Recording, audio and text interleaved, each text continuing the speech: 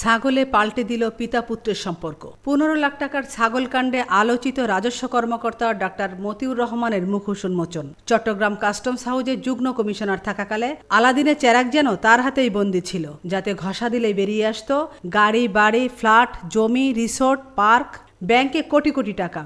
কানাডায় আলিশান বাড়ি, গাড়ি কি নেই তার। নামে বেনামে গড়ে তুলেছেন অঢেল সম্পদ। পুঁজিবাজারের ব্রোকারেজ হাউজের অংশীদারিত্ব থেকে শুরু করে বিভিন্ন কোম্পানির শেয়ার, জমি ও বিনোদন পার্ক রয়েছে তার। সন্তানদের নামেও রয়েছে ডজন খানেক কোম্পানির মালিকানা। বর্তমানে তিনি জাতীয় রাজস্ব বোর্ডের সদস্য হিসেবে কাস্টমস ও ভ্যাট আপিলাত ট্রাইব্যুনালের প্রেসিডেন্ট পদে দায়িত্ব পালন করছেন। ইতিমধ্যেই মতিউরের সম্পদের তথ্য জানতে মাঠে নেমেছে দুদক। আমেনা ইসলাম, আজকের সংবাদ।